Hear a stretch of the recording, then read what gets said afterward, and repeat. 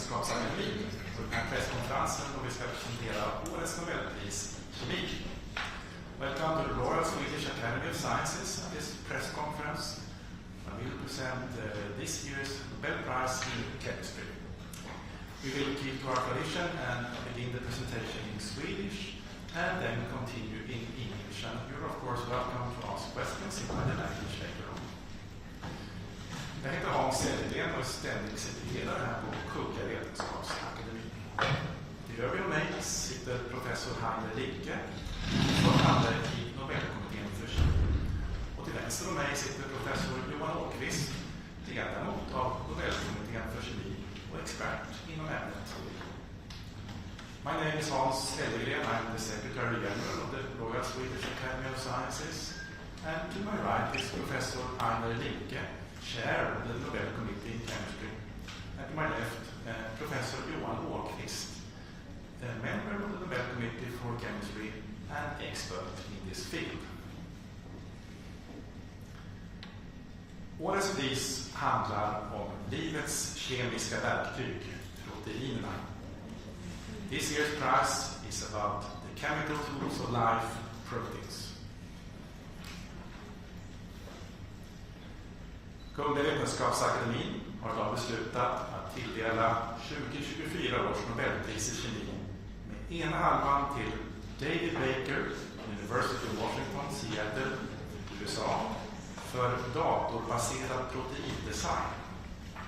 Och andra halvan gemensamt till Demis Hassabis och John Jumper, Google DeepMind, Storbritannien, för proteinstrukturprediktion.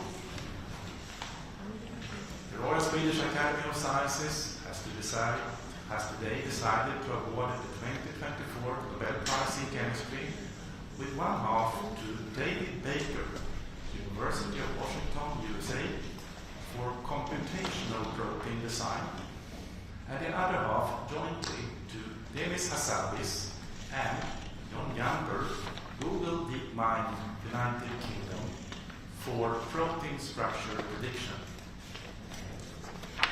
Professor Heiner Linke will now give us a short summary in English. Please, Heiner. We have a great prize for you today. Proteins are the molecules that enable life. Proteins are building blocks that form bones, skin, hair, and tissue.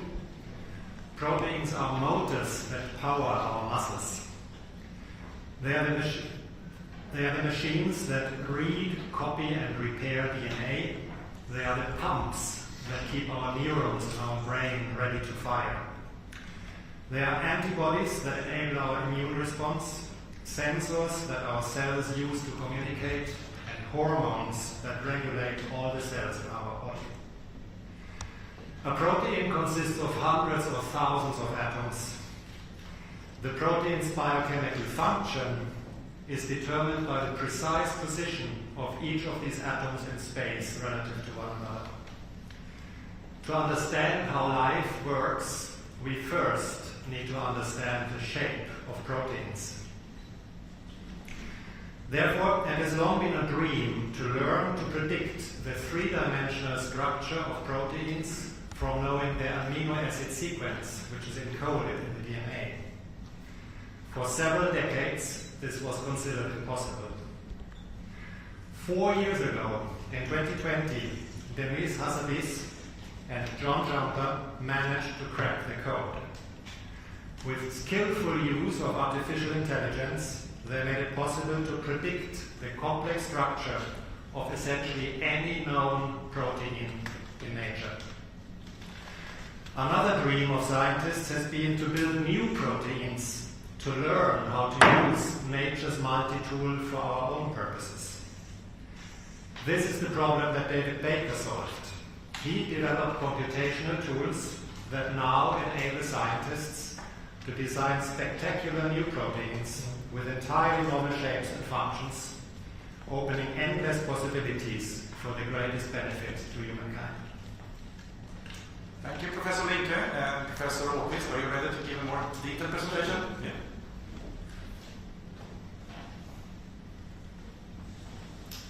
So proteins They are strings of amino acid molecules. And these strings, what they do is that they fold themselves up into complicated patterns in three-dimensional space. So here we see the structure of a small protein with all its atoms depicted. But this is difficult to understand, so we use these simplified representations with ribbons and arrows to show how this chain is folded in space. Now the most remarkable thing here is that this three-dimensional shape is actually encoded in the sequence of amino acids. So this was the subject of the 1972 Nobel Prize in Chemistry to Christian Hansen, who made this discovery. So if the three-dimensional structure is encoded in the sequence of amino acid, it means that we should be able to predict this three-dimensional structure just from the sequence of amino acids. And this is what protein structure prediction is all about. To use the sequence to predict the three-dimensional structure. Now we can also turn the problem around and ask, if I draw a structure here, what would be the amino acid sequence that would give this structure? For example, I could draw a structure that nobody had ever seen before, a completely new protein, and then try to find a sequence that would give this protein. Then I could go to the lab, I could make this sequence, and thus I could make completely new proteins that have never been seen before in nature. So this is what protein design is all about, creating completely new proteins. So this year we're awarding discoveries in these two areas, protein structure prediction and protein design. And as you will see, they are tightly knit together. Now the design problem was solved first. In 2003, David Baker and his colleagues drew this protein, which had never been seen before. There existed nothing like it in nature. And then they had written a fantastic computer program called Rosetta that tried to find a sequence that would give you this structure. So here comes the sequence that Rosetta typed out. You don't have to remember it, but it's written in the one-letter amino acid code. So they went and made the protein, and then they used X-ray crystallography to determine what it looked like. And it turned out to look almost exactly as predicted. So this was the big breakthrough in computational protein design. And the Rosetta program basically works by picking shorter fragments from a database and piecing them together, optimizing their sequence and their structure. And this was the proof that protein design, computational protein design, really worked. Since then, the applications have been very many, and David Baker opened up a completely new world of protein structures that we had never seen before. Here you see some examples of the very many that have been published. You see, for example, inhibitors of the COVID virus spike protein, these yellow things to the upper left. He designed a fentanyl sensor that will allow you to detect fentanyl in the environment. He has made non-materials, also for the purpose of vaccine development. It's a mind-blowing development, and it's almost as if it's only your imagination that sets the limit for what you can do here. Okay, back to protein structure prediction. The other half of the prize. Now this is a very difficult problem, because even for a moderate length amino acid sequence, let's say 100 amino acid residues, there are an astronomical number of possible structures. So it's clear that you need computers to try to solve this problem as well. Now, the accuracy of protein structure prediction was pretty low for many years. So you can see from this graph, up until 2016, it had barely reached 40% accuracy. So this field was moving slower. But then something happened in 2018, particularly in 2020, when the program AlphaFold 2 was published. It was published the summer of 2021. The results came in 2020.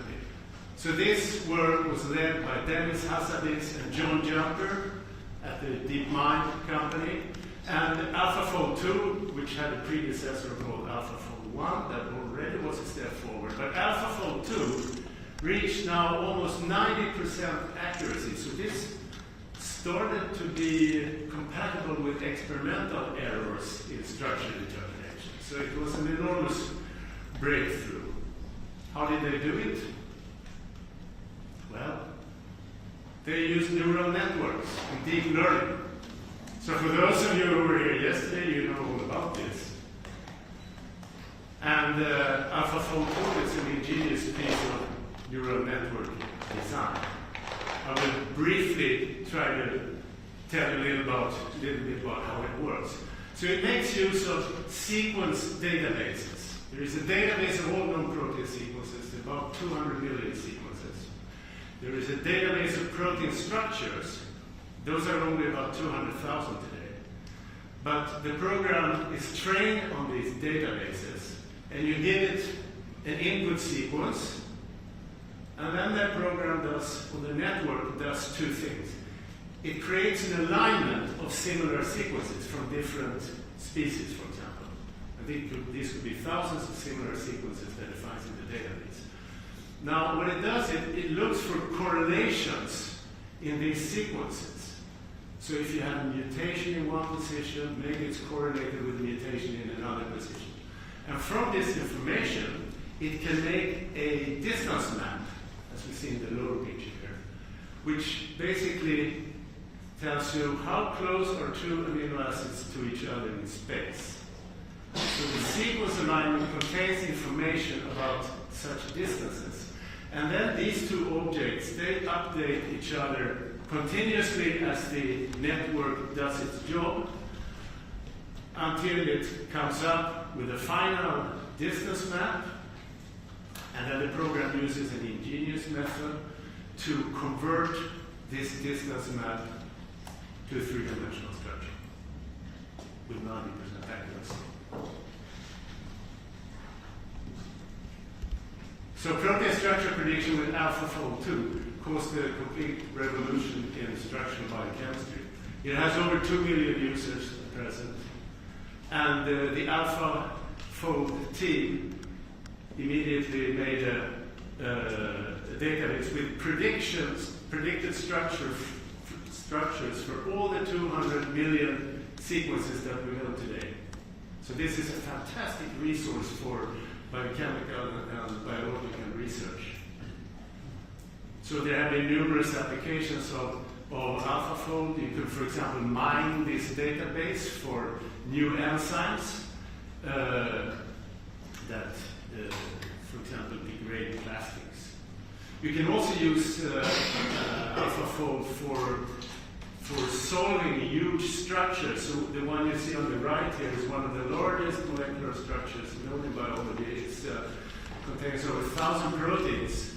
So they could solve this structure by combining AlphaFold with electron microscopy data.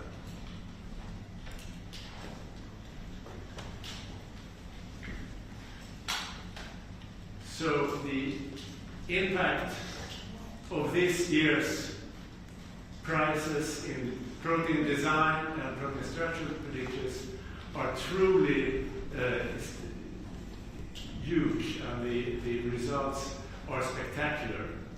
So I will just leave you with a message that in order to understand how proteins work, you need to know what they look like. And that's what this year's award is about. Thank you. Thank you, Professor Åqvist. Vi shall see now if we have one of the laureates. Professor David Baker, are you there? Good morning, and please accept our warmest congratulations to receiving the Nobel Prize in Chemistry. Thank you very, very much. Deeply honored. I must ask, how do you feel right now? Very excited and very honored. Yeah, I think that's very well deserved, actually. I'm sitting here in this beautiful session hall of the Royal Swedish Academy of Sciences, and here at this press conference there are many interested journalists, both from the Swedish and the international press. Would you be ready to take some questions from them? Yes, I'd be happy to. Sveriges Television. Thank you. My warmest congratulations to your achievements and to this year's Nobel Prize. My name is Susan Vince and I work for Swedish Television, and I know our viewers are really excited about how you cracked the code of creating new protein and what inspired you to pursue this truly groundbreaking research. Well, I stood on the shoulders of giants. My colleagues Steve Mayo and Bill DeGrotto had always shown signs that protein design was possible, and I also have had throughout my career absolutely wonderful colleagues to work with. Brian Pullman came to my group and started working on protein design. Now led top 7, so I would say I've been really deeply inspired by the others in the field and by the people I've worked with. Thank you. More questions from the audience here? Yes, please. Bob Murawiecki from the Polish television. Congratulations, Professor.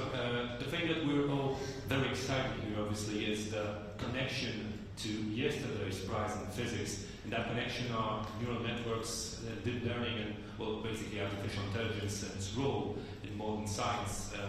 How would you describe your opinion about the importance of the development of AI for the future of sciences, given the your discoveries? Thank you.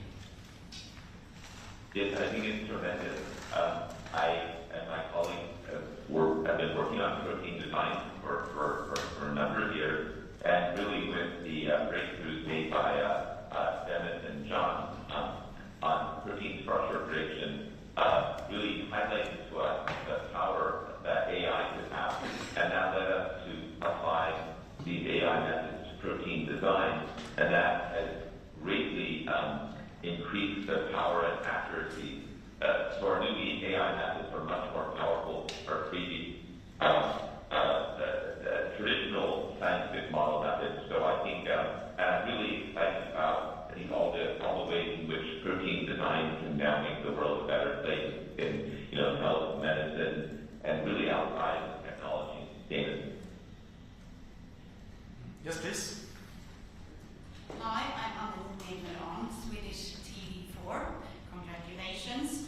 I would like to know which one is your favorite protein, and also what it does in the body and why it's your favorite protein. Oh, that's a good question. I love all the proteins, so I don't want to pick favorites, but I can tell you about one that we designed during the pandemic that protects against the coronavirus. And I've been very excited about the idea of a nasal spray of little design proteins that would protect against all possible pandemic viruses. So you mean the fungus-like protein on the coronavirus? Is that the protein you're talking about? Well, it's a completely designed protein, completely new protein that blocks the coronavirus. Okay. More questions? Yes, please, over there, in the back.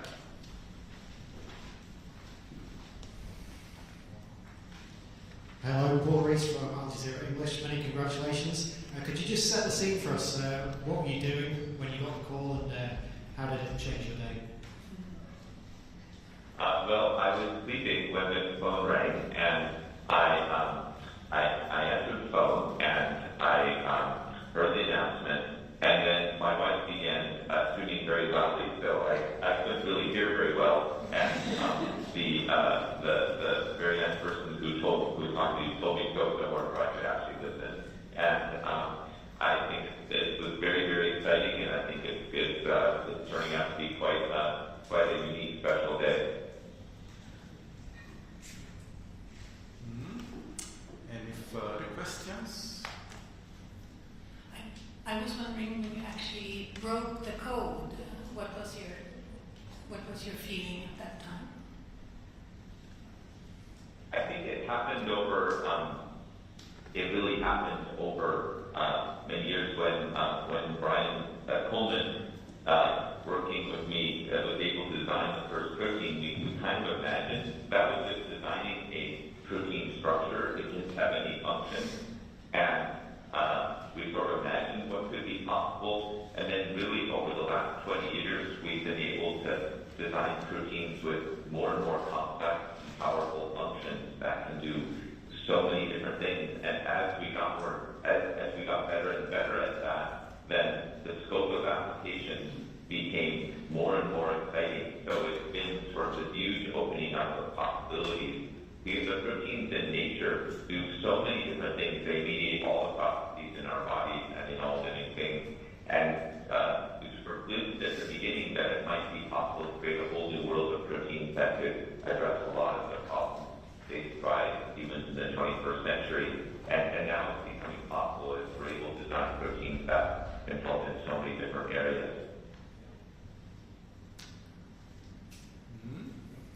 Yeah, final question here. Yeah, so I have a question, because I'm wondering, were you surprised actually by the decision? Because in the predictions for Nobel Prizes this year, you were mentioned as a strong candidate for the Nobel Prize in Physics, given the AlphaFold's reception in recent years. So did it come as a surprise for you, or were you expecting a fold from the Nobel Committee today? It was a surprise. I definitely heard the things that people were talking about. Still was very surprised. And I just really want to thank my family, my wife, Lola Baker, my parents, who I called right after I got the call, Marsha and Marshall, who I'm very excited will be able to come to Sweden with me and my children, Amanda and Benjamin. And I also want to thank all the amazing people that I'm working with now, and the amazing people I've worked with over the years who really did all this work and made it all possible, and have been sort of fulfilling the dream of what's possible with protein design. Okay, this seems to be the last question from the press for you, Professor Baker. Thank you, and once again, our warmest congratulations to you, and we look forward to meet you here in Stockholm in December for the prize ceremony. Thank you very, very much. I'm deeply honored. So let's move on to more questions about the chemistry prize, or the research involved, or if you want to ask questions to the committee about their work. And again, you can ask questions in either English or Swedish.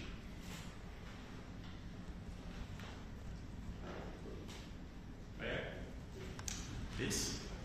Yeah, it's me again, sorry. But I'm actually wondering, given that yesterday's announcement in physics and the decision to award that prize to research that's connected to neural networks and machine learning, did you take that into consideration today in the morning when making the final decision about the Nobel Prize in chemistry in any way? Professor Nicke? So thanks for that question. Each Nobel Prize needs to stand completely on its own feet, both today and perhaps in particular in the eyes of history looking back. So that is the main consideration. And today's prize is really about a breakthrough in biochemistry. It's the making the connection in both ways between amino acid sequence and protein structure, which then is related to protein function, has been defined. That was actually called a grand challenge in chemistry, and in particular in biochemistry, for decades. So it's that breakthrough that gets awarded today.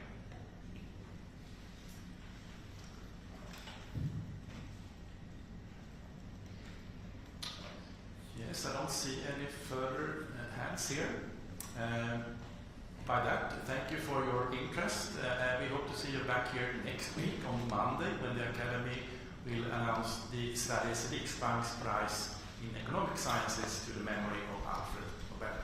Thank you.